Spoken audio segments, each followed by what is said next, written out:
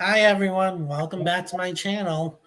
This is the last movie Golden Globe live stream before it happens on the 10th, before the disaster begins. I'm joined by the Club Ortiz, Caroline, Trevor from Oscar Buzz, and the Oscar Juggernaunt. As always, their information's in the links below. And do you guys have anything to say before we start? We are in deep hell.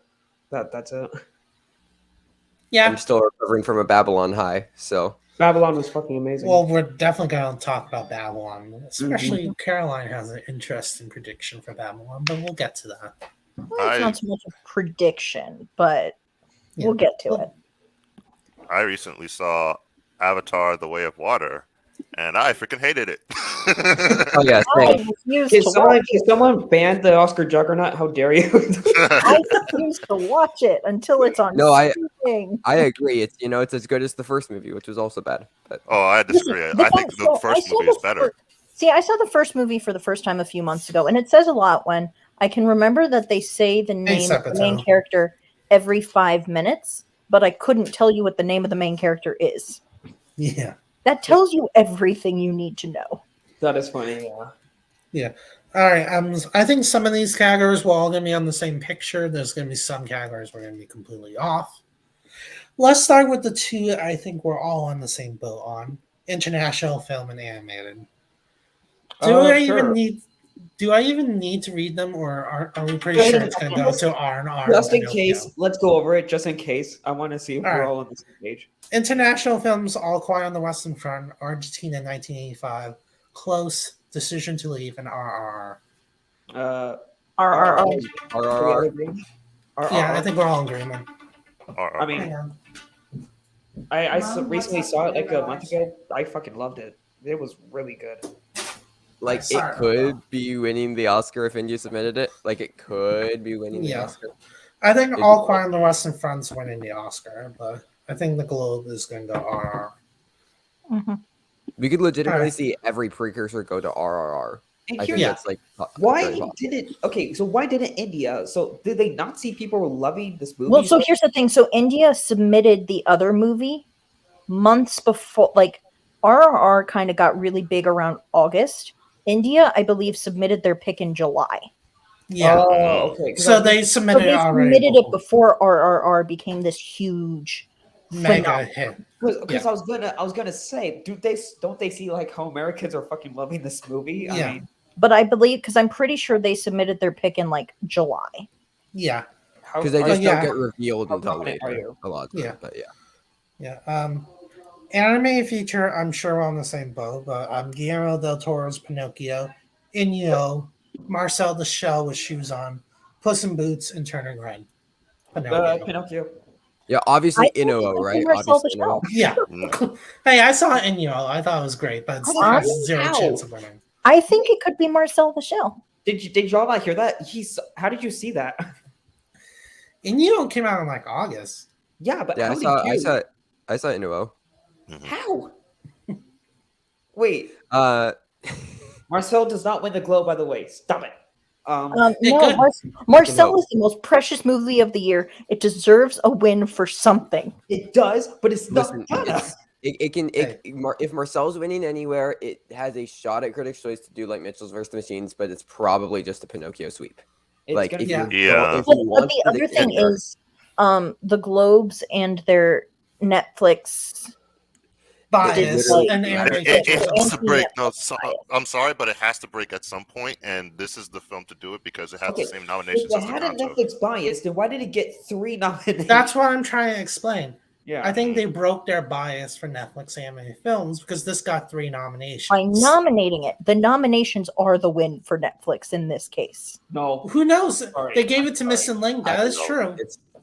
I think it's just sweeping. Yeah, I don't think that we should overthink it. Mm-hmm. Yeah, because I agree. Pinocchio is one. Okay, so let me get this straight. They're going to think it's a phenomenal movie, but they're going to see Netflix and be like, "No, we're not going to give you the win. You're associated with Netflix."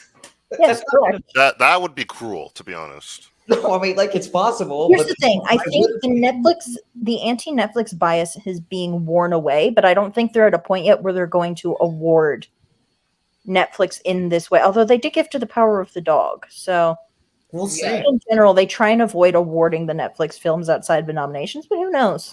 Yeah. I don't think they can avoid it this year. A lot. That easily. Yeah. I would be so shocked if Pinocchio loses. I would probably be mad at. To be honest, it was very good.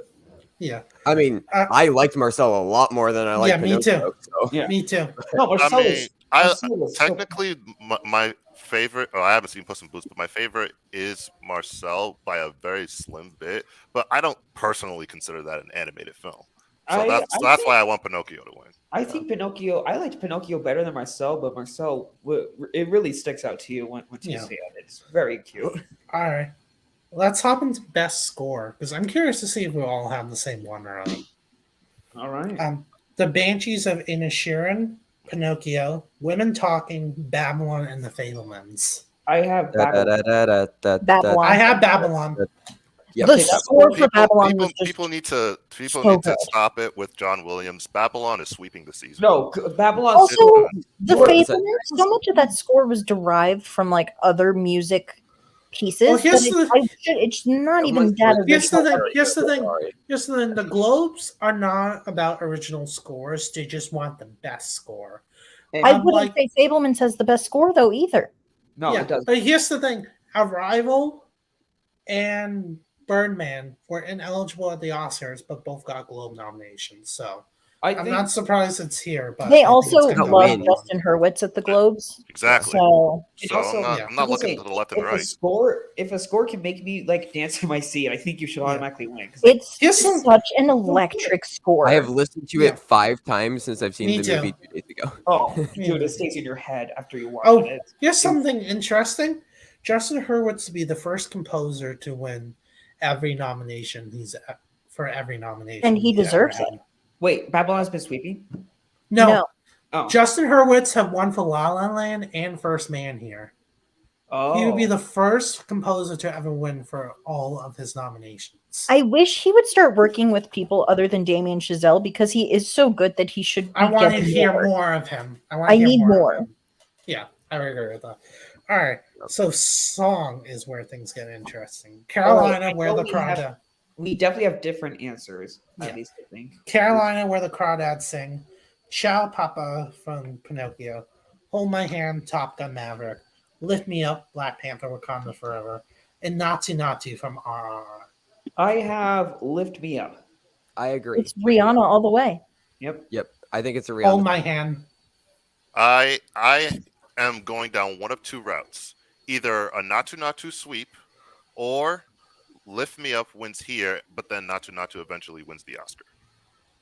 I can see that I just happening. think Lift Me Up is sweeping. I just think it's Rihanna here. I think Rihanna has a good narrative. It's her comeback, and the song is like a Chadwick Boseman tribute, which will help. So I will say also Black Panther was snubbed in score here. No. Globes, the score was the score was good, but they love slow ballads, and Globes love slow ballads. And they love the Globes. That's part of the reason why I'm predicting. Matthew, there's a bot in your chat. I'm Ariana. The Globes also love to give the award to whoever the biggest name in the category is, and I would say right now the biggest name in that category is Rihanna. Who is bigger, Beyonce or Billie Eilish? I'd say Beyonce. I would say at that point in time, Renaissance. We were not in a Renaissance era yet. Billie Eilish was the bigger name at that point in time. Yeah. I don't know. I just it feels like Rihanna's year to me. RRR would be such a weird song win, especially to like go throughout the entire season. It really, really does just feel like it's Rihanna to me. And it's not like, I don't know, like for Top Gun to go all the way to the Oscars. Like I know we're talking about the Globes, but like if Top Gun's already looking strong in like cinematography, editing, and sound, is that going to win 4 Oscars? Like, because it's not winning. Because I don't think it's winning 2. I never winning 2 Oscars. Here's the thing. The thing about Top Gun Maverick winning song at the Oscars, I think it has an advantage because of the love for the movie. And if you do your homework, you see that actually matters when it comes to the Oscars, less so for the Globes. Did No Time to Die have a Best Picture nomination, or did King Richard? I just like. They love Bond songs. But here's the thing: No Time to Die. That song had also already won a Grammy. That song had been out for a minute, and it was Billie Eilish at her peak popularity at that point in time. And that's another aspect to it. You can you're either a sweeper, that means winning Grammy, winning Golden Globe, winning Critics' Choice, and they have a bias towards Bond songs anyway. And mind you, this is the same your group movie, or your movie is beloved in the Academy, especially in the Best Picture nomination. Look at what happened with Judas and the Black. Look at what happened with Judas and the Black Messiah. I was about to say, also, mind you, this is the same group who, I am correct, Matthew, in saying that Lorde won the year she was nominated for her song she did for the Hunger Games, right? Yeah, she was nominated. I thought she won. No, she didn't. Who won that year? Was that the year U2 won? Yeah. For Mandela Long Walk to Freedom. But they love U2. U2 has won almost every song. Who doesn't love U2? I just... Okay. One thing I want to say real quick, and then we'll hop in. I only have Hold My Hand winning here and nothing else. I feel like this... My guts tell me Hold My Hand is such a Globes pick, and I'm just going to start with it. And you know, it's not impossible. It's definitely possible. Yeah. All right, let's move on to Best Screenplay. Because I have a theory about who I have such a different... I think that this is obvious, but... Okay. Let me talk the nominations first, and we can all hop in. Tar, Everything Everywhere All at Once, Banshees, Women Talking, and The Fabelmans. Wait, which category are we in? Screenplay.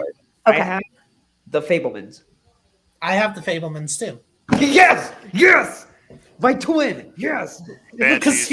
I think it's just Banshees. Yes. So, here is my thing. It's either going to Fabelmans or Everything Everywhere All at Once. And whichever one it doesn't go to is winning director. It's one of the two, but it's not... Whichever one wins this category is losing director. Here's the one thing reason why I'm predicting Fabelmans. I don't think The Fabelmans is going to win anything else that night. And my gut's telling me that they're going to give this to Steven Spielberg as a consolation prize. Because they've done it before with Belfast. They've done it with Trial of Chicago 7 before. Sometimes they go with either the bigger name or they're like, hey, your movie's not winning picture drama. Here's an award for you. We got Steven Spielberg on stage. But that's why they would do director, because then it only goes to Spielberg. If you do this one, you also have to give to Tony Kushner. Yeah. And if they're just trying to honor Spielberg, they go to the one that's just going to Spielberg. Well, Kushner's never won here anyway, so. But Kushner's not as... nothing against Tony Kushner. He's not as big a deal as Steven Spielberg. I don't know. Fabelmans would be a very traditional pick, so I understand that. I feel like if Everything Everywhere to win screenplay, it probably would also win director too. But it's not impossible. Also, Banshees is very strong in screenplay too. No, we're going to talk about that. Banshees is easily number 2 and number 3 in my opinion. Like Banshees. Okay, here's the thing though. I feel like Banshees makes a lot of sense. It's a very righty movie. It's been dominating critics, which I know doesn't always correlate, but they did also give McDonough the win for 3 Billboards a couple years ago. They like McDonough. Like Banshee, it just feels like the most screenplay type of thing, and I could see Fabelmans just getting blanked here. It could happen. Again, I'm not considering Banshees. But I feel like to me it's something telling me Fabelmans. Which is fair. I mean, we had Belfast last year, but I just think it's also important to look past just the most previous year. I'm not. But I'm saying though, I could just see them doing that. But like, look at this way. That's a very like criticky type of pick that feels more akin to something like Banshees than Fabelmans. I agree with Caroline's theory, but I think screenplay could go Banshees and then Steven Spielberg wins director. It could do that. Well, no, the Daniels are winning something. It's just a matter of are the Daniels winning director or screenplay. Yeah, that's what I'm saying. That I think Fabelmans just gets blanked. Or both. It could. It really could get blanked. I would be overjoyed if the Daniels win both. I just don't know if they will actually win both. Well, let's talk about director because that's seriously the next category. Daniels. Anyway. Let's read them out. But I'm pretty sure we're all in the same similar boats. James Cameron, the Daniels, Baz Luhrmann, Martin Madonna, Steven Spielberg. For all the people who can we very quickly talk about how the only picture it seems like they have of the Daniels is the Daniels in graduation get up together? Yeah, that's the only picture online. Steven Spielberg. First off, I am very happy that I stuck with Baz Luhrmann. I've been calling him getting a nomination since Me and Matthew stuck with him for such a long fucking. I'm so happy it paid off. We also stuck with another nomination that happened, but we'll get to that one. I'm sticking with Steven Spielberg for this one. This is a tight one between Spielberg and Daniels. Just realized? I'm looking at my notes and I realized I wrote I don't know and Best Director. Like I didn't even predict a winner. Here's the thing. I think it's I would like it to be the Daniels. I would also like to note we would not be giving so much praise to a movie to The Fabelmans if it wasn't something made by Spielberg. If it wasn't made by Spielberg, it would just be kind of another kind of middle road run of the mill movie. I kind of disagree. Spielberg, we're talking about it much more than we would otherwise. I really disagree because this movie's about the love for filmmaking and it shows how it affects us all. Yeah. And especially a little kid growing up to be a director, that can resonate with a lot of people. Yeah. So no, it just helps it was by Steven Spielberg because this is his life. But I also think it's like, I mean, I don't know. I don't think it's a very well written screenplay, and I thought Michelle Williams was like actively bad. But I disagree on both, to be honest. I'm with you on the Michelle Williams note for sure. To me, the two best performances of that movie wasn't even nominated: Gabriel Labelle and Paul Dano. Correct. Agreed. Yeah. Oh man, I love Paul Dano. I do not like Gabriel Labelle in that film. Oh, I thought that he was easily the best part of the movie. But see, I think he's the second best part of the movie. Paul Dano is the best part of the movie. Yeah. Okay. I agree with Paul Dano. Paul Dano gave such I just don't think it's a very good movie. Yeah. But that's so. Yeah, I'm gonna do Banshees and screenplay, and then I'm gonna have Steven Spielberg win and director. I think it's the Daniels and director. Directing. It could happen. I think it's it could happen. Yeah, I'm gonna go with Daniels. I'm sticking with Spielberg, man. Watch it be Baz Luhrmann. Oh, I would love it. I would love it. Baz Luhrmann winning would be the most globesy thing they could possibly do. please. He didn't even win for Moulin Rouge. The director picks are usually pretty normal. They did Campion, they did Zhao, they did Cuarón, they did like Chazelle. Yeah, the winner-wise they're normal. Winner-wise they're pretty normal, and that's what I'm saying. I think that Daniels is just going to be the Oscar sweeper. Like, I just think they're going all the way. And if I think that, like, they've been pretty good. I mean, they did Mendez, but like nobody was really doing Bong. Aside from that, they've been like pretty consistent with matching up with the Oscars and director. So if I think Daniels is winning the Best Director Oscar, then I think that you just have that. Again, it could happen. It really could. And I agree with what Sabato just said. James Cameron winning would be the most Globes pick. I would agree with that. My God, I would hate that. Would be the most Globes pick. I wouldn't mind if James Cameron and Avatar were to win again after they did the first time around. If he wins, I'm done with his whole award season. Just throwing that out there. Okay. All right, now we're in the supporting categories. I'm going to do supporting actor first because I'm pretty sure we all Kwan. Yeah. Okay, wait, Kwan. Let's go. I'm not even going to bother reading. Although I told this to Matthew earlier, if Kwan weren't here, I think Brad Pitt could win this category. Yeah. Yeah, if Kwan wasn't here. That is only if Kwan was not here. Brad Pitt's that's what she's saying. By the way. Yeah. By the way, the nominations were, in case anyone cared, Brendan Gleeson and Barry Keoghan for Banshees, Brad Pitt for Babylon, Edward Redmayne for The Good Nurse, and future Oscar winner Hee-Koo Kwan for Everything Everywhere All at Once. Kwan, but yeah. I think this is the biggest lock of the whole night on the movie side. Oh, yeah. By far, this is the biggest lock. You know, and I normally hate it when it's like the same person winning everything the whole season. But you can't get mad at Kwan winning. So down for him being the only person winning all season. Yeah, I would love it. Now this is when things get interesting. Now the shit show. Supporting actress. Angela Bassett for Black Panther Wakanda Forever. Carrie Condon for Banshees. Jamie Lee Curtis for Everything Everywhere All at Once. Dolly De Leon for Triangle of Sadness. And Carey Mulligan for She Said. First off, I am so happy that Dolly De Leon got a nomination. Yes. She's not winning, but I'm more than happy she got nominated. That nomination he should be winning out of these five. I think Dolly is either 2 or 3. I think for me, so I also have not seen Banshees of Inisherin yet. How? But it's on HBO Max. I know it's on HBO Max. I've been working. I've been busy. I haven't had time. Okay, fair enough. But I think it could be any combination of Bassett, Condon, or Curtis. I have Bassett winning. I'm kind of feeling Curtis. Condon. Yeah, Curtis or Condon, one of the two. Curtis is the weaker one. Bassett's at the top of my list. I think she's most likely to win. Oh, but that'd be so weird. I have Bassett. So happy. I have Bassett winning as more of a career. Curtis the weirder one? Are you serious? I think Bassett and Curtis have the career achievements that award bodies tend to like to give wins to, especially Curtis. And then you have Carrie Condon, who just gives a great performance in Banshees. I will note, I have Carrie Condon win the Oscar. I do not have her winning here, though. My gut's telling me I'm that's very not scared that Jamie Lee Curtis or like Angela Bassett could just like do really well this award season because I don't want. I wouldn't be scared about Bassett. Jamie Lee Curtis should not win. I'm going to say she's fine in the movie, but Curtis shouldn't win. In my opinion, neither of them should even be close to a nomination.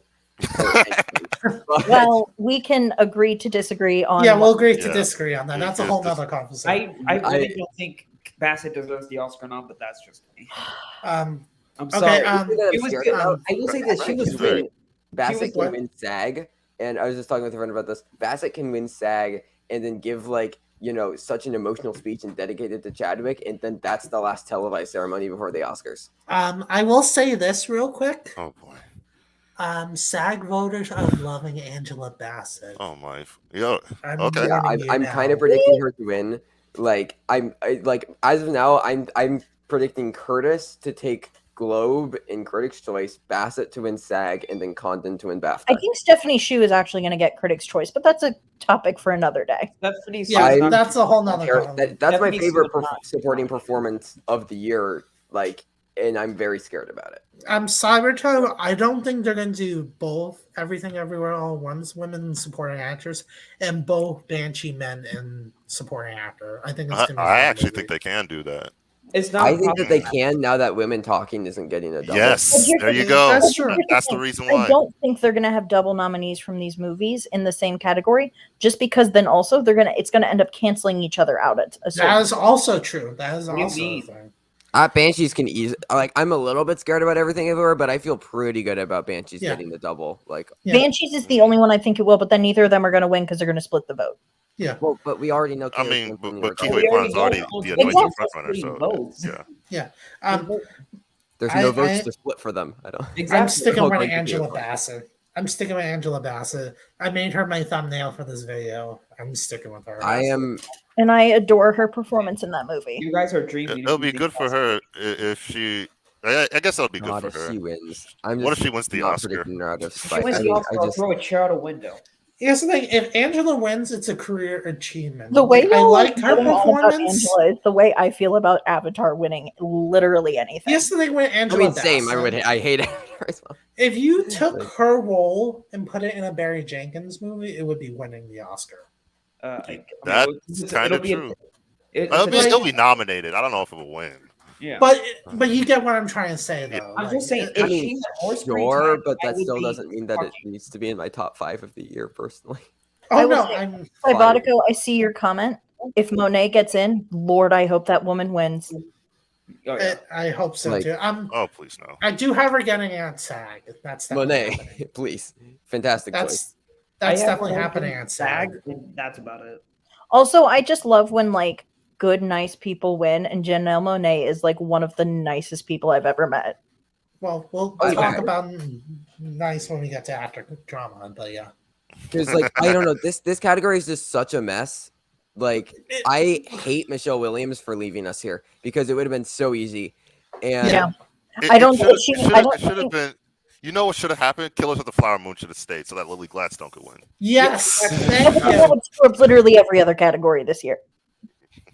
We screwed up every other category we have. But this category is hard, and I think it's so weird. But I think we should appreciate the mess and the fun of it all. Oh no, it's fun. It's fun. Yeah. But here's the thing: if Killers of the Flower Moon came out, Quan wouldn't be the lock he is. Yes, he would. Yes, he would.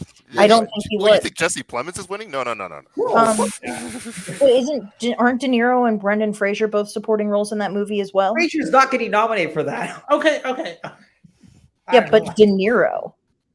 Okay, but Hanks. All right, relax, everyone. De Niro missed for The Irishman. He missed for a couple movies. De Niro doesn't mean he'll win. Yeah, I hope Dolly De Leon wins here. It's not going to happen, but that's who I would want. I'm all in on that. I wouldn't be upset with Dolly winning here. Yeah. No, I didn't like Triangle of Sadness that much, but she was definitely the highlight for me. Same. Love her. I hated Give me it. Stephanie Sue. Fraud Tang Wei into supporting For All I Care just to get a good winner. I don't. All right. Let's talk about the comedy acting categories. Because this should be easy on paper, but some people may have some chaos to throw our way. Are you going to start with actor? And Caroline is smiling, so let's start with the true bomb that's going to be actor comedy.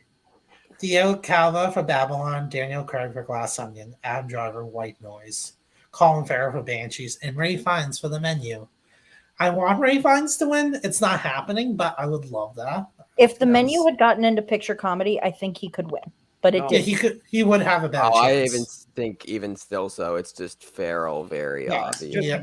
Farrell all the way. Well, so that's where things get interesting for me. You didn't see the movie, so you can't say. No, so here's the thing. So part of it is also just kind of based on what I'm hearing from other people.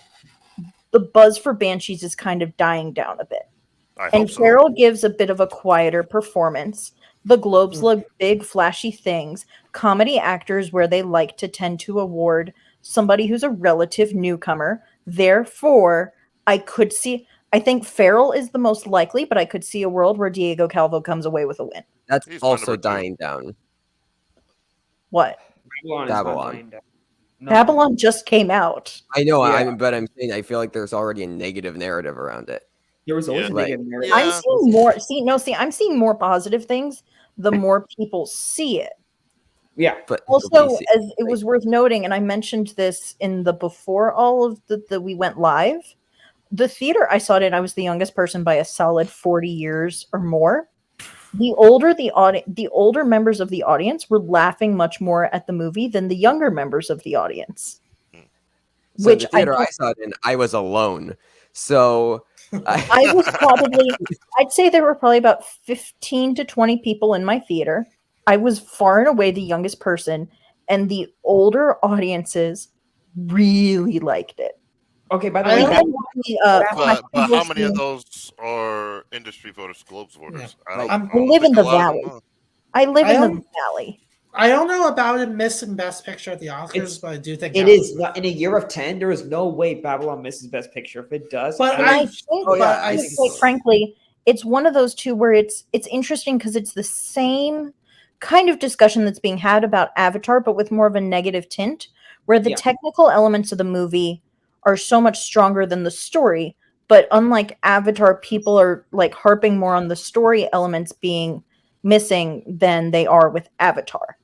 Yeah. I mean, listen, Babylon is one of my favorite movies of the year. I adored it. I would love if Calvo won this. He is my favorite performance in this category. I just feel like Farrell is really, really, really strong. I think that he's like top 3 locked for the Oscar. I was about to say, I will say too, if they're really trying to play it overly safe and they're trying to go with like a quote unquote crowd pleaser, I could see a world where Daniel Craig also wins. That would be weird. And I don't think it's going to happen, but I can see a world where it does. By the way, I just need to say something. Box office does not affect Best Picture at all. I just want to say that. So, mentioning Best Picture. No, but I think that the narrative and the discourse can affect mentioning box office to say it won't get Best Picture is you're just trying to reach. Here's the thing.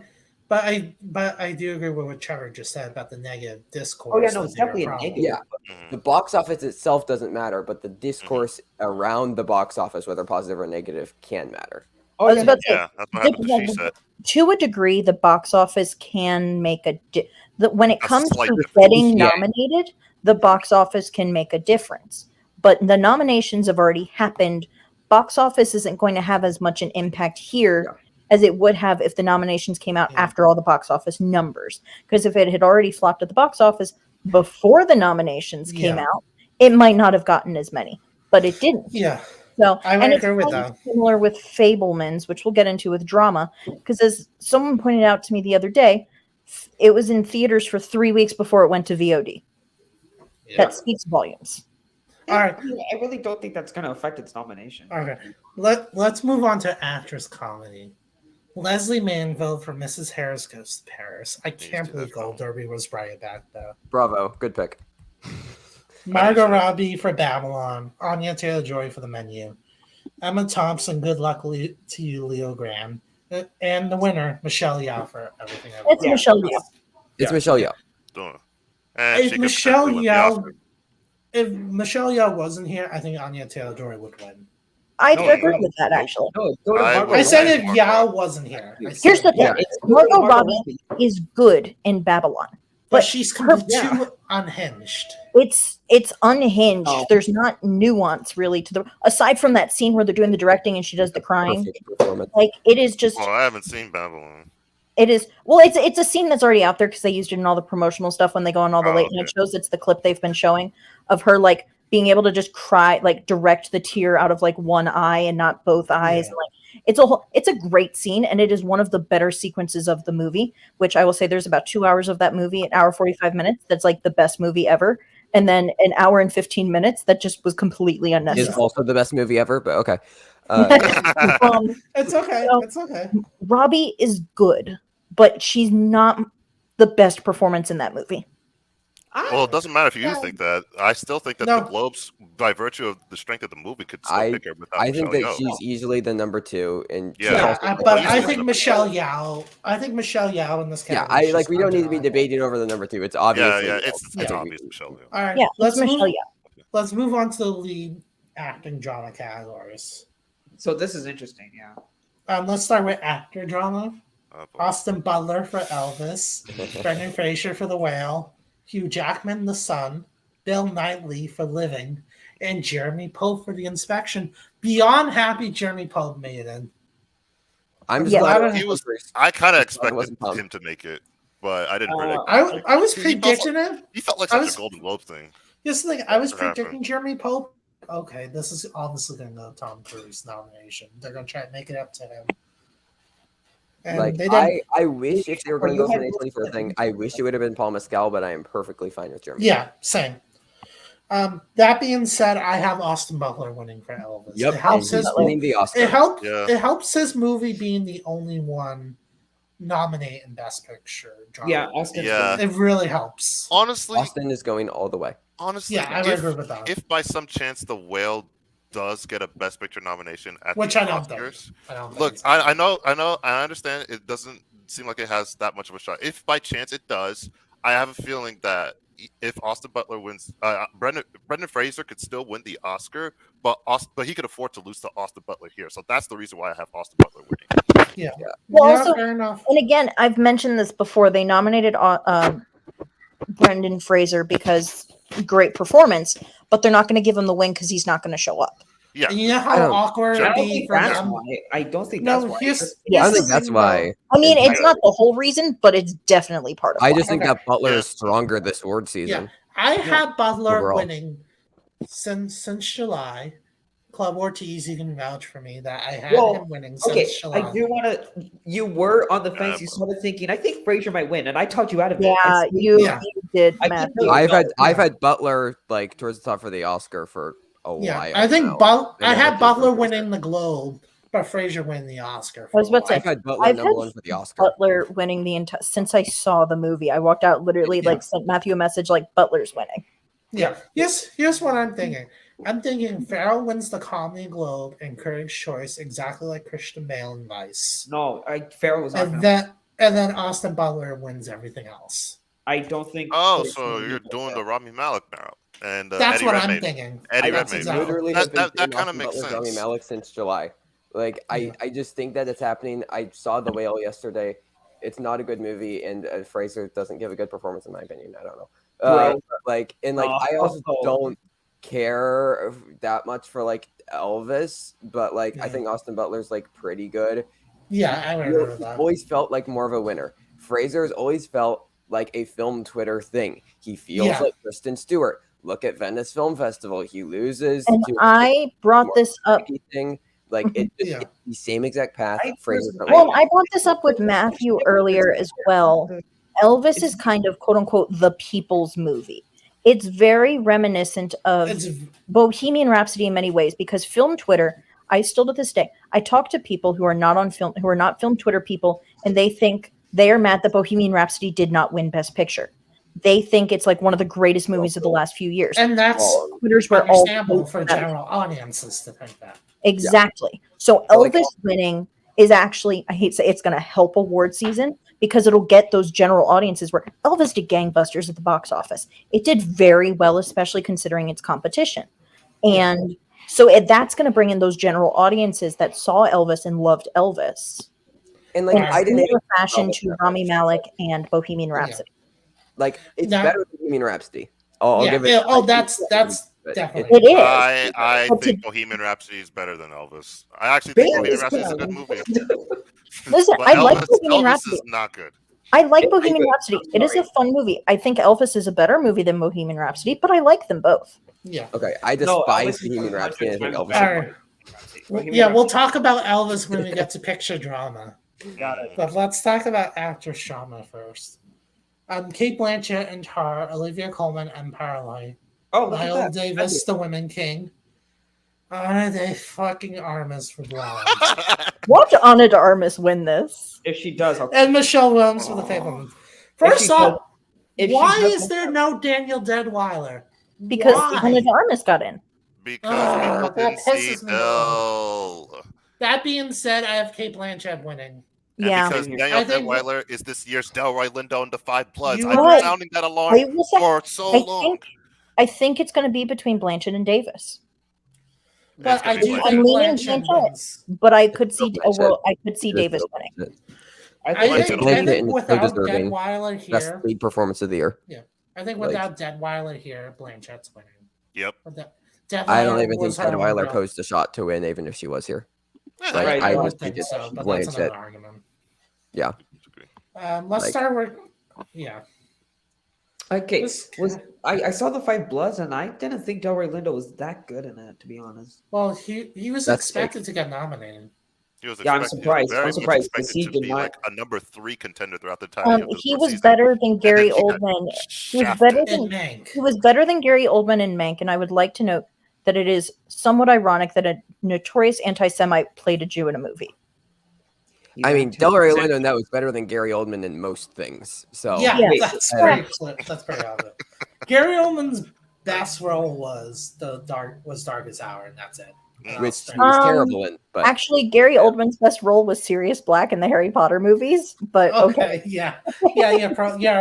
I hate his Oscar win so much. I hate it. I love it. I love that he won the Oscar. Should have been Chalamet. Chalamet was very good, but actually, it should have been Kaluuya. It should have been Kaluuya. It should have been one of those two. I thought that it should have been either Chalamet or Kaluuya. No. I wouldn't have been upset with James Franco winning for performance, but I was about to say, wait a minute. that was one of my favorite movies of that award season, and I would have. I thought Franco was going to win until that story broke. I thought he was going to win. Like, oh no! Yeah, the Lydia Tarmo. Once that story broke, I'm like, oh nope, he's not winning. Yeah. Nah, Gary Oldman's best performance is as the Overlord in Lego Dimensions. Hey, listen. But it's Cate Blanchett all the way. Goodbye. Yeah, it's Cate Blanchett. It's Blanchett. All right, let's talk about the picture categories. Then we can talk about SAG a little bit before we wrap up, because I think this went by a lot quicker than I thought.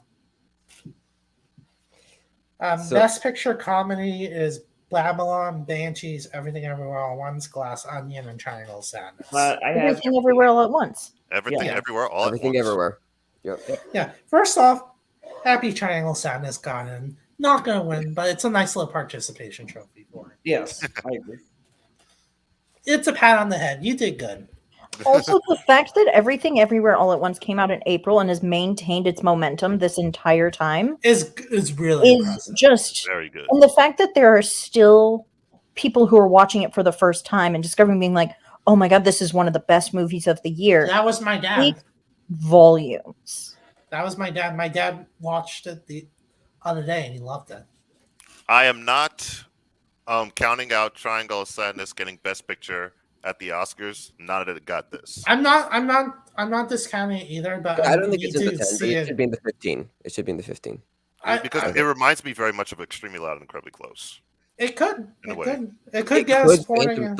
There's a world where it Phantom Threads, and like we're just predicting it to get in for screenplay, and then boom, Dolly the Lamb, boom, maybe it gets director. There's our can pick, and then it could happen.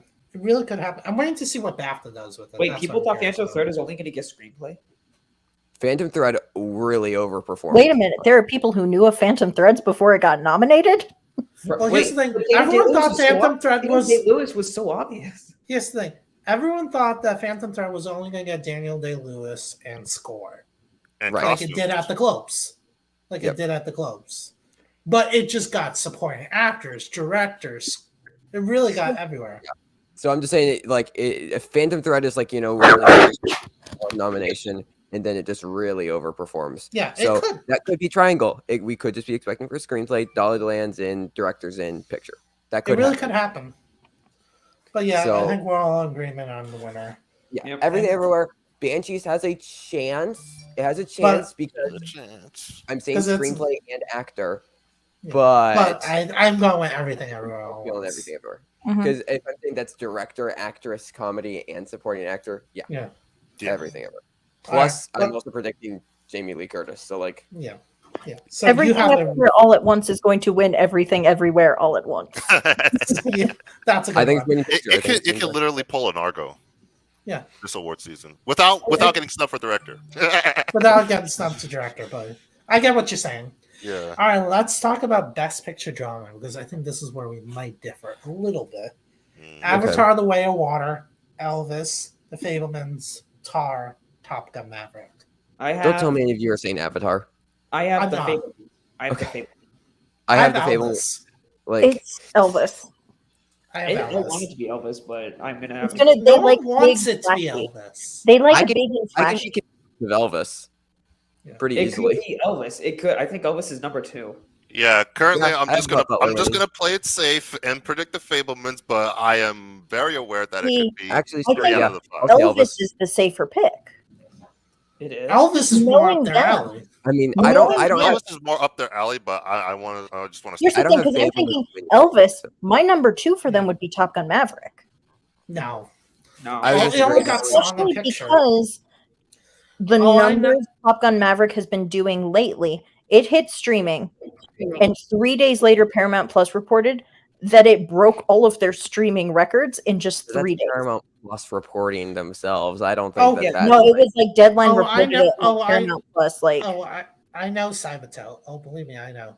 He has Top Gun Maverick winning. I'm sorry, it's just if I think if Top Gun Maverick really wanted a chance, Tom Cruise should have been in here. No, I would agree with that. I disagree with that. That movie, it is such an ensemble movie. Yes, Tom Cruise is the lead, but Top Gun Maverick doesn't work unless all of the pieces work together.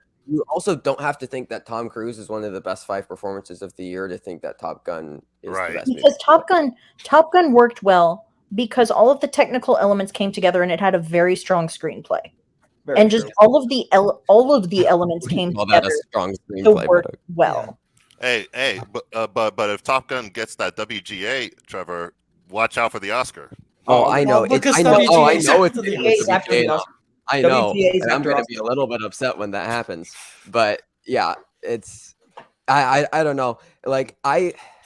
If Spielberg wins either director or screenplay, then it's Fabelmans. If that doesn't happen, then Elvis.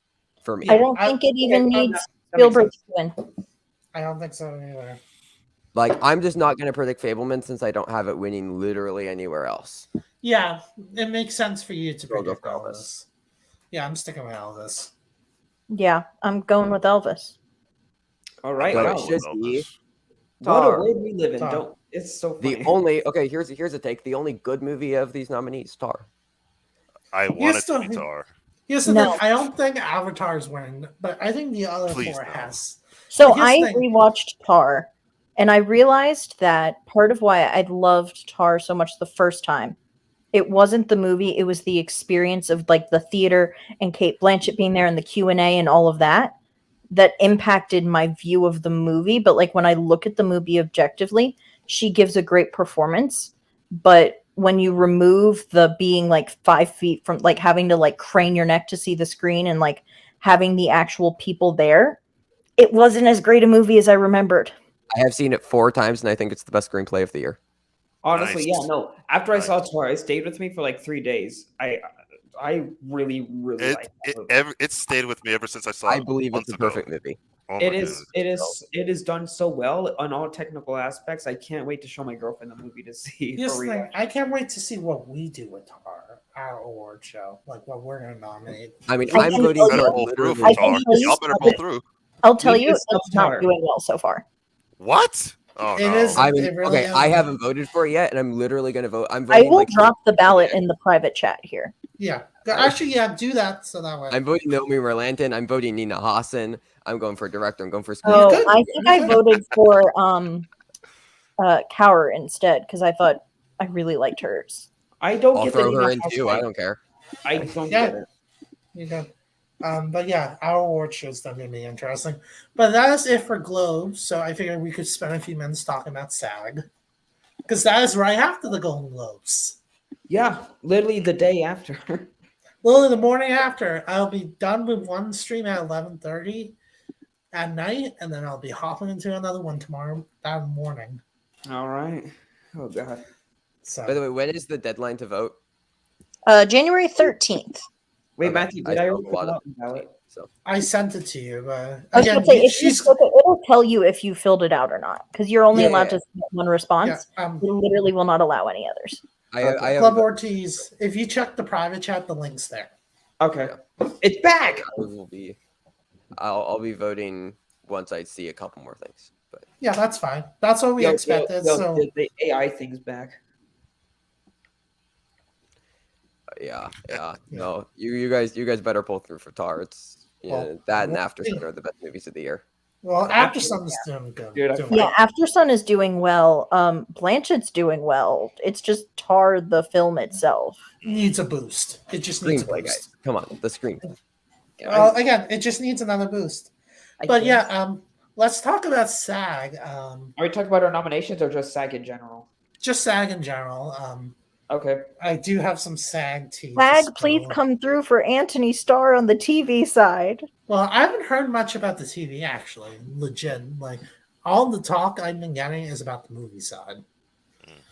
But I will say that it looks like there's 3 locks in actor, which is no surprise. Yeah. But people are legit struggling to fill those last 2 spots. Jim Parsons is starting to pick up a little momentum.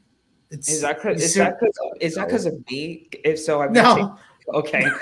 Because it's not just you, but Jim Parsons is slowly starting to pick up momentum. Okay, I just took him out. Jim Parsons is so good in that movie. Yeah. It's not even funny. He is. No, I'm dead serious. And Tom Cruise might happen just simply because people have no idea who else to put in. I just think that the last 2 are Nye and Cruz, and it's well, that's like a safe buy. I don't think Nye gets here. I don't think he gets. I think he does. There's a lot of love. How's Tom Hanks doing for A Man Called He's Otto? not happening. Okay, he's not happening. I throw my hands up. I was wrong earlier in the year. Me. I will say, and also that movie came out so late. Yeah. So I mean, I don't think it was ever awards player. I think it was just a movie. That's it. Heads up. If you're not predicting Elvis and Top Gun Maverick into ensemble, you may want to fix that. I'm strongly considering Top Gun. I don't know about Elvis, but I'm very. What I'm hearing, Elvis is performing. The thing is, though, there's not as Elvis. Top Gun, I'll give you because it is truly an ensemble movie. Yeah, Elvis isn't as much of an ensemble movie, but neither was Bohemian Rhapsody. Bohemian Rhapsody had a lot more of an ensemble because Bohemian Rhapsody was billed as being a Freddie Mercury biopic when really it was more of a Queen story. And so much of it revolved around like the same 6 or 7 people. That's enough to count as an ensemble. Right. Elvis is primarily Butler and Hanks. Yeah. Okay. I can tell I'm getting popular because I'm getting bots now. However, Matthew is saying that the SAG, they are loving Elvis, so it's not impossible. Yeah, it's why Butler's winning SAG. It's not, but I will say this: even if Elvis misses ensemble, Butler, to say he has the SAG would be a very big understatement. Also, Women Talking, probably not going to happen. Women Talking has not been screened for SAG. Nope. So take that out. It was pointed out before we started the stream. Yeah. It's not, it is hard to find screenings of that movie in LA. And then it doesn't wide release until January 20th. Woman King instead of the Fablemans. What do you want? No, they're both Cybertail, I'm gonna help you out here. Take out Women Talking. Yeah, it's not screened for SAG. Take out Glass Onion, put the Woman King, take out no Glass Onion's gonna get an ensemble. Glass Onion is in.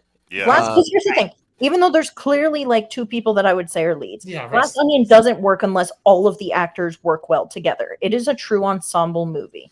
I feel like that is the one thing that SAG tends to get right is when they nominate ensembles, they nominate true ensembles. Yeah. I did take out I took out Women King and I put in a Glass Onion. Oh, son of a bitch. Should I do that? I keep hearing Glass Onion being the other 5 thing or is 6 ensemble. Because with SAG, it's also interesting because it's like if it's something that either they've been sent to screener or it's already available on streaming, it is much easier for people to see it. And because also I know other people that are in SAG, and it's if they don't get this, if it's not on a streamer or if they haven't been sent to screener, it's sometimes hard to find because there's so many just like everyday people in SAG. Yeah. So, okay. Like the people I know a couple in LA, but the others I know are in the DC area. So it's really interesting to like hear the differing. So it's a lot of the ones that are found already on streaming, which is going to be your Top Gun Maverick, your Glass Onion, Everything Everywhere All at Once should be going to streaming here pretty soon. Like The Woman King is supposed to show up on Netflix sometime in the next couple months. Like movies like that, Fablemans should be actually on Peacock here pretty soon too. Like these movies, the ones that are available on streaming have a slightly better chance of doing better. So looking at critics groups so far, because I've been keeping a spreadsheet, so the clear top 6 have been Women Talking, which isn't going to happen, and then Glass Onion, Everything Everywhere, Woman King, Banshees, Fablemans. I don't know if Banshees is happening. So like I feel good about Glass Onion, Everything Everywhere, Fablemans. It's not exactly wise to just based on points because remember Mask literally swept. Oh no, I understand. I'm just saying as far as what. And also they do screenings for the critics. Yep. Yeah, Which is why I don't think Women Talk's happening. I don't think Banshees is happening. Yeah. Here's the thing about Banshees. Though it's one of those movies like we'll nominate everyone in it, but we won't nominate the ensemble. Right. Power of the Dog, Favorite. Like there's so many examples. That's not really the favorite. But there's so many examples we could go on and on about that.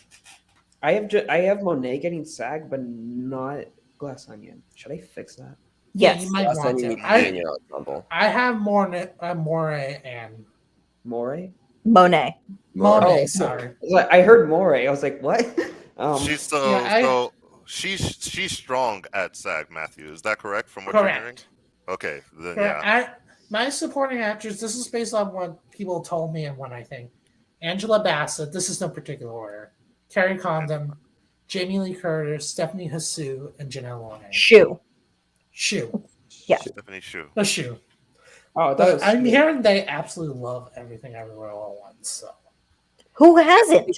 6 SAG noms, guys. Literally. 6 SAG noms. I have yet to meet someone. 3, 4, 5, and it's stunts. Nope. Stunts. I keep forgetting that. It is going to break the record for the most SAG noms in history. It's going to get 6 Yeah, SAG I would agree with that.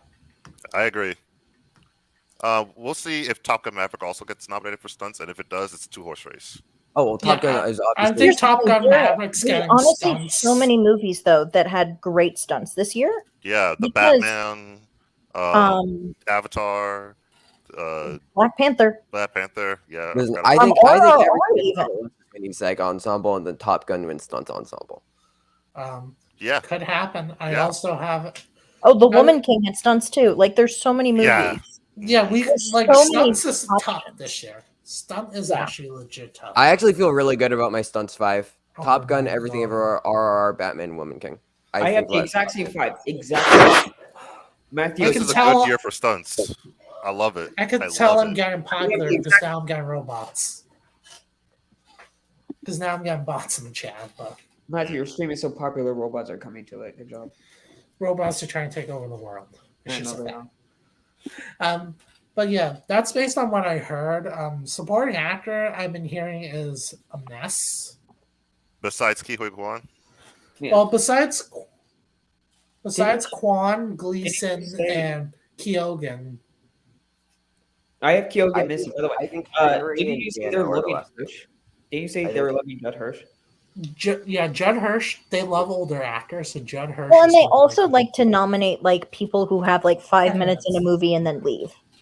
Yeah. Like a la Bradley Cooper last year.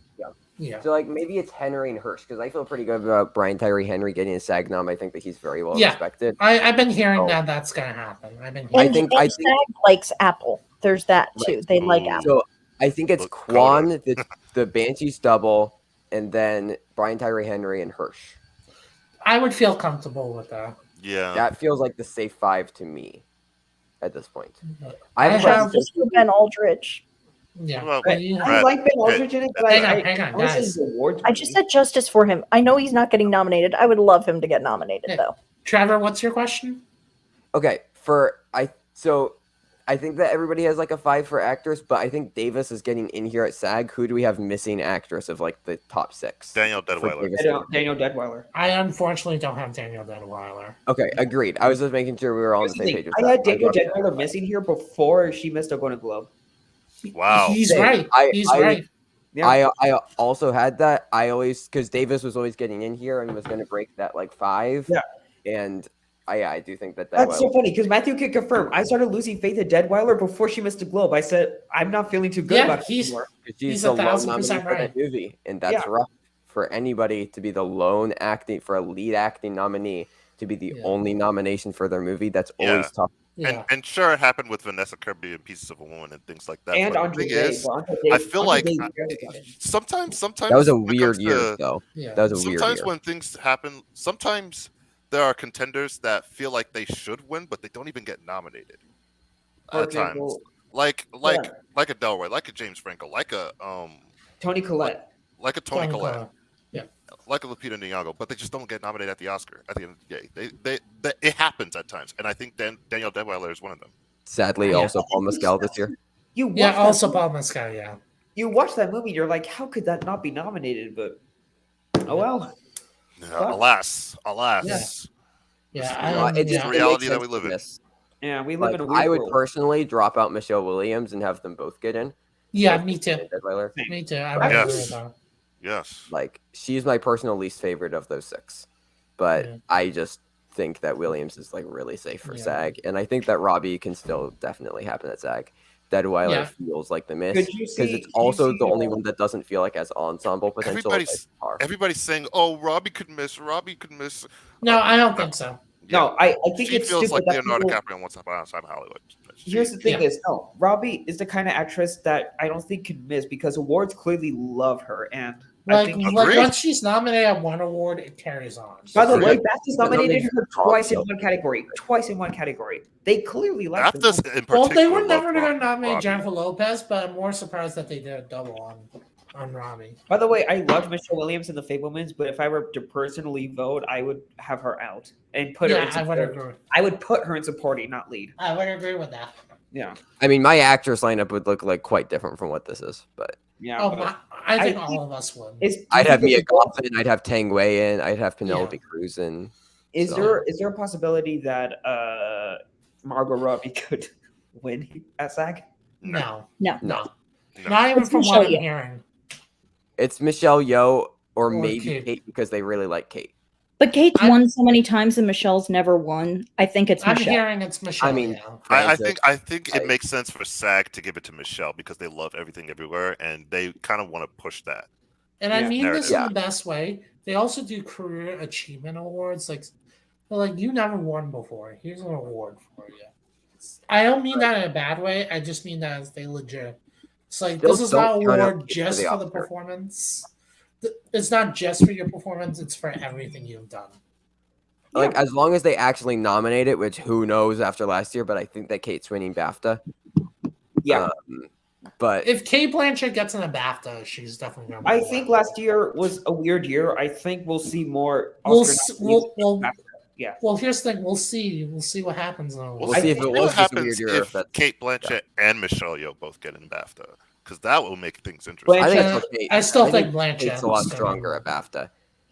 What if Blanchett and Yeoh tie at Critics' Choice? That'd be funny as hell. They would. That's I too obvious. I don't think we gotta predict it. I don't think I don't think we can predict the tie. Yeah, I'm not predicting it, but I wouldn't be surprised at that. What if Austin Butler, Farrell, and Fraser tie at Critics' Choice? That would be awesome. You would laugh. Just getting crazy that has now. happened before. There has been a three-way tie before. Oh yeah, Daniel Day-Lewis, Jack Nicholson, and Adrian Brody. Adrian Brody didn't. No, I forget who was that last one. No, and then Robin Williams was the only one who didn't win that year. I forget what role it was, but Robin Williams came up that year because he was presenting the Final Award. He's like, "Well, I'm the only one here without a Critics' Choice, so here's the nominees for Best Picture." Yeah, but I hope it happens. Because my dad is so mad that it's either between Farrell or Fraser because he likes both of them so much. Yeah, and he doesn't have to worry about that because it's going to Austin Butler. So it's going to Austin Butler. So. Oh no, my dad's favorite movie was Elvis. By the way, he fucking loved that movie. I'm not surprised. Everyone's dad has said Elvis. Everyone's dad, everyone's mom, they love Elvis. It's my mom's favorite movie was The Whale. Haven't seen it. My mom's favorite movie is The Whale. She cried her eyes out after that movie. My mom didn't like Elvis, but my dad did. My mom's favorite is William. Farrell is not winning the Oscar. There's no way Farrell wins the Oscar. And my mom hasn't heard of any of these films. Oh yeah, my mom doesn't watch many movies unless like I take her to a movie or I sit her down and watch a movie. Like at this point in the year, we saw Top Gun Maverick, and I think she has seen Matilda the Musical. Justice for Lashana Lynch. She should get nominations for that movie. Her Miss Honey is fantastic. Oh my god! No, I totally agree. She was so good in Matilda the Musical. Here's the thing: we split. I wasn't expecting it either. Drama supporting, so you guys could realistically nominate her. Do we honestly think Colin Farrell's going to win the Oscar? No, I don't. No way. No. Yeah, Farrell's does not seem. I mean, this is the best way. Farrell does not seem like an Oscar winner. I am okay. I'm going to say this. I am genuinely surprised. I am genuinely surprised he is a critics front runner. I'm so surprised. Oh, I'm not. That's a very critical performance. It's subtle. Maybe that's just me, I guess. Like, I think it's a good performance, but like, I mean, out of those three that are contending for the win right now, he is my favorite of those three. But like, it's just Butler. I mean, personal favorite overall for this year is Mescal, but he does. Wait, what narrative does Colin Farrell have to win? He doesn't have any narrative. Yeah, that he's like very good in his career narrative of sorts, but he's going to have a career narrative though. Here's the thing. I think Farrell has a potential for another Oscar nomination and win in him. It's just not for this movie. Yeah, it's just not for this. He'll win for a role that's much more universal than Banshees, I think. 100%. That's why, again, I just think it's Butler. He doesn't need to do a biopic. Then again, Manchester by the Sea, depressing film. Look what happened with Casey Affleck. But I'm not surprised at one, though. And that is one of my least favorite Oscar wins of all time. I hate that movie with every fiber of my being. That's what I said about Tiger Sadness. You don't know how pissed I was that Denzel Washington lost that Oscar. I disagree. I think Casey Affleck gave one of the best performances of that. I just think that was a weak year for Best Actor overall. And then he yelled for like 10 minutes, and then he was stone-faced again. Okay, that I agree with. It was a weak year in that. Just screamed and cried the entire time. Actor he was there. Like, it was not that good a movie. You could say the same about a lot of other actors by just screaming and crying, but the way he does it is so well. No. Michelle Williams screaming and crying. Michelle Williams, I would. Viola Davis should have been an actress and won. Here's the thing, Michelle Williams, I love her. You do not know a bigger stan of Fosse Verdon than me. If she could give a Fosse Verdon type performance in a movie, give her the Oscar. Yeah, she hasn't given that in a movie yet to me. Yeah, like listen, I don't know. I like when she gives one of my favorite performances of all time in Wendy and Lucy.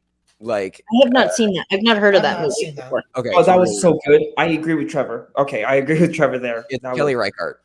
I will have to look it up. No. It's a very, very good movie. Michelle Williams is phenomenal. I love her in her subtler work. Whenever she's like I don't know, her bigger Fableman's not great. Didn't work for me at all. I would agree with that.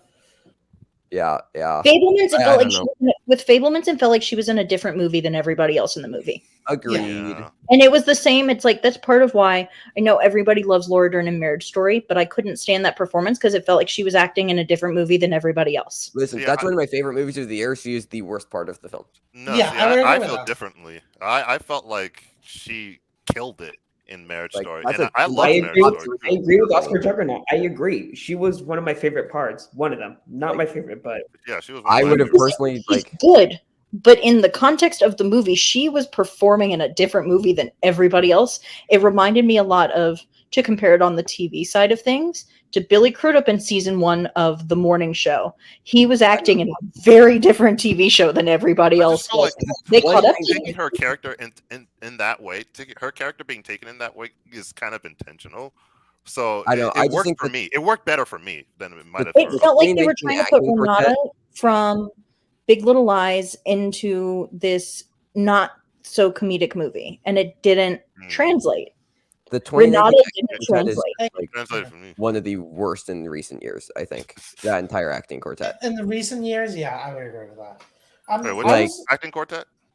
The 2019, so Joaquin Phoenix, Renee Zellweger, Laura Dern, and Brad Pitt. Are people upset because they swept, or are people upset because of the performances themselves? No, I just don't think. I think that there were like the only performance of all of those I liked. I'm honestly fine with that, with those wins, but then again, those were all my number ones. So I was really wow. Yes, all four of those. I agree with Juggernaunt. I loved those performances. They were my favorites of the year. And same with the 3 billboards here with Gary Oldman, Frances McDormand, which I also hate. I also think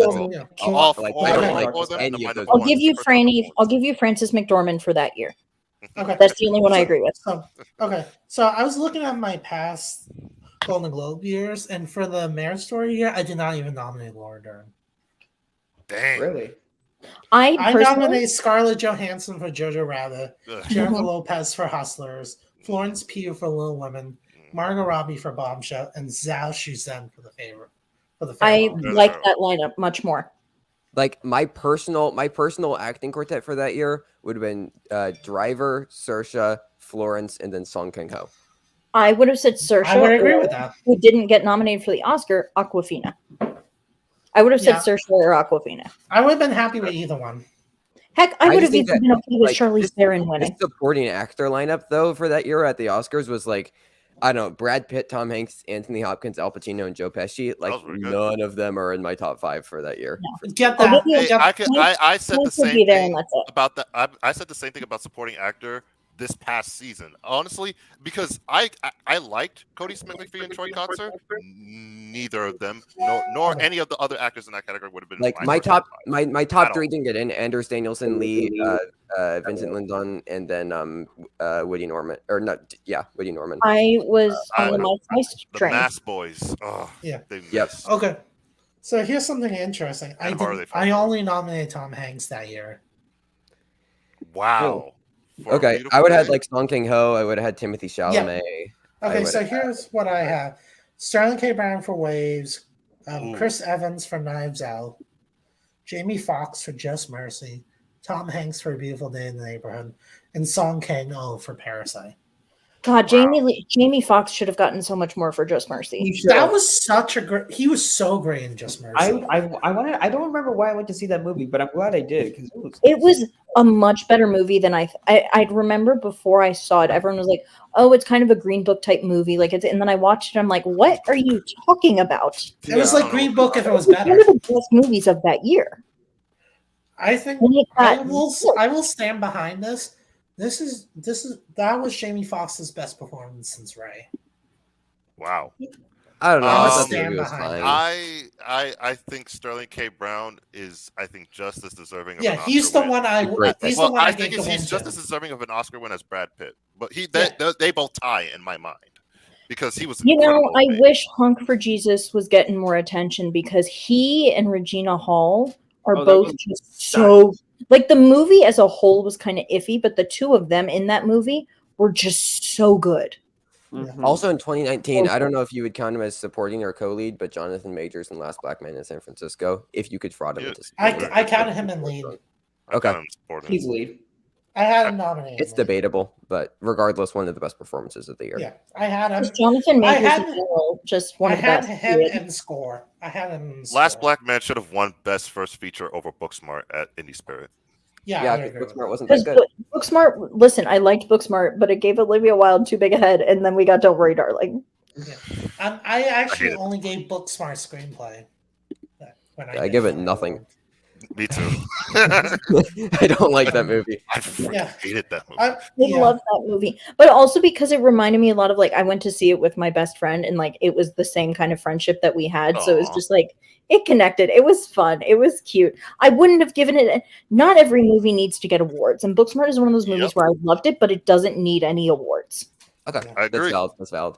I know, just the best movie of the year was ignored. Movies can just be fun. They don't need awards. Right. Spirited, for example. Right. Spirited is one of my favorite movies of this year. I love that movie so much. I know, but it didn't need awards. I loved Robert Zemeckis' Pinocchio. Zemeckis' Pinocchio. I still haven't seen it. I loved it. I loved it. It's one of my favorite movies of the year. It was very cute. I liked Tom Hanks' interpretation of Geppetto. Yeah. He was a little underutilized in that movie, but yeah. Spirited is one of my favorite movies of the year, and I will die of happiness because it made the shortlist. If it manages to get nominated, and if we get a Good Afternoon performance at the Oscars, I will be able to die happy. Did Will Ferrell write the song? No. No, it was Ben Pasek and Justin Paul. It was Benj Pasek it was Pasek and Paul. And then which I'm surprised. And then Sonnenblick, that one dude they always collaborate with. Yeah. But point is, I have a feeling if it does get nominated, I bet Ryan Reynolds and Will Ferrell would perform it at the Oscars. Yeah, they would. And I would die of happiness. Okay, so what are your most underrated film of the year? Just throw that out there. Apollo 10.5, A Space Age Childhood, which is still to this day my favorite movie of the year, and that should be winning animated feature. But regardless of awards, everything like that, I can't believe that is okay. Look, I can't believe that's being ignored for awards, but I love that movie so much. Okay. Anybody else have any? I'll throw out Lyle Crocodile. The Northman. Okay. The Northman, I think, it was very underrated. Spoiler alert. I'd say spoiler alert. Yeah, and spoiler. My couple are the novelist film, and then we're all going to the World's Fair. Oh, that was never heard either of them, but I really. I think that film was last year, technically. We're all going to the World's Fair. It premiered at Sundance last year. It dropped in HBO Max and then limited theaters this year. So. Yeah. Yeah. The Quiet Girl. Have you guys seen that? I have. I've heard of it. Okay. I've heard of it. Loved The Quiet Girl. Have you guys seen On the Count of Three? No. Yes. No. Yes. I nominated Gerard Carmichael. I just watched it last night. I nominated Gerard Carmichael. I love Gerard that movie. Carmichael is he's good in it. I'm so happy. I can't wait for him to host the Globes. He's going to be so because I think it's going to be a very different kind of hosting than we've seen from Globes hosts. And I don't think it's going to be the traditional stand up there, tell a punchline, stand up there, tell a punchline. I think we're going to get something a lot more dynamic and interesting, and I'm really excited for it. Yeah. Also, Sabatigo is correct. Mad God is one of the most underrated of the year. Ooh, I love Mad God. That has piqued my interest. And Sabatigo, you got me with the Good Afternoon. Truly, if Good Afternoon gets nominated, I can die happy. Yeah. Well, I know a lot of people have been talking about the Globes dying, but there's a lot of Globes after parties. There's a lot campaigns are happening again for the Globes. Yeah. So it's coming back, whether people want to accept it or not. It's coming back. Yeah, and I am excited for it. We have a lot of awards because now on TV side they split up the supporting categories, which means the shows can go on even longer. We still have the 2 Lifetime Achievement Awards, too. They kept both of them. My guess is they're going to make everybody give shorter speeches. Wait, are they still existing, the Lifetime Achievement Awards? Yes. Yeah, the Cecil B. DeMille Award is going to Eddie Murphy. And the Carol Burnett Award is going to Ryan Murphy. Yes, that's not a joke. I remember now. I remember now. Thanks for the reference. You know, listen, Murphy. I'm going to say it. Whether you like Ryan Murphy or not, you can't not admit that he hasn't had a massive impact on TV the last decade and a half. No, I love him. I love Ryan. His stuff is hit or miss, but he has been one of the most influential figures in TV for the last almost 2 decades. He personally has won 4 Golden Globes. 2 of them for Glee. 4? Oh, sorry, 5 Golden Globes. Okay, thank you. Because I just forgot about. I can tell you. 2 seasons of American Crime Story. No, I got it. 2 seasons of American Crime Story, 2 seasons of Glee, and Nip Tuck. Wow. He won for the first season of Nip Tuck. And Jamie Lee Curtis got nominated for Screen Queens, but not the show. Yes, she did. And you know, I know this is controversial. I was a fan of Hollywood. I thought it was a very good show. He created Hollywood? He did the show Hollywood, yeah. Yeah, he did the show Hollywood, yeah. Honestly, I rewatch that show periodically because I know that people have its gripes with it. I love it. It's just a fun show. I really liked it. I thought it was all right. It was all right, but like it wasn't that accurate. Yeah. Well, it's not supposed to be accurate. It's a fictional version of Hollywood. It's like a what? They literally said it was supposed to be fictional. Right? Like the whole point is like, it's like, what if we had done this in Hollywood instead of this? Oh, I know, but like when I was watching it first, I went into it blind, thinking it was supposed to be accurate. So yeah, I didn't know it was supposed to be fictional until because I was watching it with my grandma. She said, "Hey, come watch this with me." So I said, "Okay." Yeah. And then it wasn't until afterwards. I was like, "What the fuck was that?" But now I know. I have a theory that they're gonna get a big Hollywood star, like a big old school Hollywood star, to present the clips for Babylon. Like you know how they present clips. Mm-hmm. Oh yeah, I don't think, but they usually have someone from the movie present the clips. But I think they might change it so they could get a huge. They would get Brad Pitt and Gene Smart. That's who probably would present the clips. Yeah. By the way, Gene Smart was That my makes favorite. sense. Was one of my favorite And mind you, actually, they probably get Spike Jonze because he plays the director of that first movie Brad Pitt is in the movie. So who better else to have than an acclaimed director present the clip? Yeah, he plays the German director. Oh my god, he was so fucking funny! My god, that was him. We're going on the themes of directors. 2 directors who have made cameos in movies as other directors. I was laughing so hard at the German director. Okay, that is awesome. That's like Jonesy. If we're going on the theme of directors, then I think David Lynch presents The Fabelmans. He probably does, actually. I do have to say, Gene Smart was one of my favorite parts of Babylon, even though she's not. She was so underused in that movie. I wish they had done more with her. They just need to use her. Her monologue to Brad Pitt. I'm not going to spoil it. She has this little monologue to him. It is so true about Hollywood. Like it's not even funny. Isn't part of it in the trailer? Kinda, yeah. A little bit. It's not enough to spoil you. Yeah, it's bigger than you. I loved it. I loved it. Well, yeah, it's gonna be interesting, a lot of fun. I'm gonna be live reacting to them right here. I also want to see the 2-hour version of Babylon that's on Damien Chazelle's own. Him and Olivia and Diego just doing the entire movie in their backyard. Yeah, like, I want to see. How does one do? I would like to see it, and then we can stage it because I feel like that was one of those things where it would just be like a play that goes wrong type thing. Yeah. And how many roles did Damien have to play? I agree. They all have to play. Yeah. So I'm gonna be live reacting to them on January 10th. So I hope you guys can be here. Well, I'm telling the audience that. By the way, I usually like to watch the award shows alone. So yeah, that's fine. Yeah. But I'm gonna be live reacting with everyone. I'll be dressed up. He'll be dressed up as who again? By the way, the reason why he's going to be dressing up is because he lost a bet to me. That's why. Yeah, I'll explain it. I lost the bet to the Club Ortiz that the boys was going to get a nomination at the Globes. It should have. It should have, but I predicted it wouldn't, and I was right. And so now I have to pay the price. Yes, you do. So I'll be wearing Batman. I'll be dressed up as Batman. I thought you were doing Shazam. No, I'm going to save that for a later award show.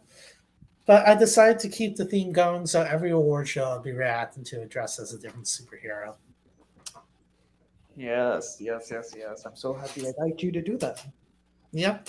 I have a good one for the Oscars. Yes, he does. I'm actually really excited. Am I the only one that knows? Yeah, but I can tell everyone. I don't care. No, what you should do, wait until the Oscar nominations come out, And then depending on if what gets nominated, that's how you choose what you're going to wear. Oh, it's too late though. For example, if say the Batman were to get nominated somewhere, then you dress as Batman. Yeah, it's already too late. That's a good idea. We didn't. I could change it. I can change it, but we'll figure it out. I got 2 of my costumes. I have 3 more on the way.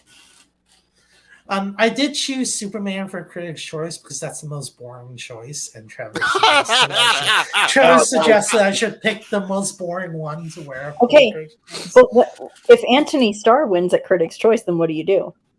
Oh, you cry. Nothing. Of tears of joy. Yeah. I think you could, because that seems like they're like the critics. I was trying to get a Homelander costume. I really couldn't. I tried.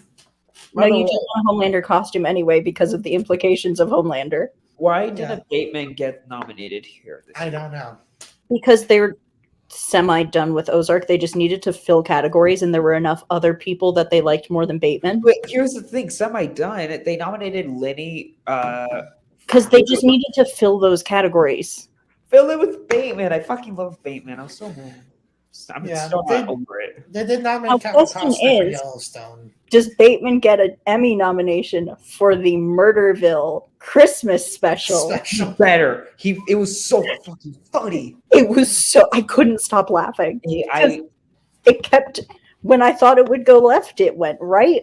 It was just so funny. I was laughing so hard. Tears were coming out of my eyes. Which also then makes me think that we're going to get another season of it, because if they had enough faith to give it a Christmas special, I think we'll get another season, and then I will be over the damn moon. I just really love this show. I in case you couldn't tell, I just really love Jason Bateman in general. Yeah. I'm a big Will Arnett fan. Yeah. Do you think Bateman will ever? Do you think it's possible he will ever get an Oscar nomination, or is he just going to stay? He'd have to go back to making movies. Yeah. I think he would get nominated for writing. I don't know why, or I could just see him get nominated if he wrote the right thing. Yeah, that's what I'm trying to say. That I could just see him more getting nominated for a writer than an actor. I can also see him getting nominated for directing, because he does like to direct. Well, the thing is, he's a director.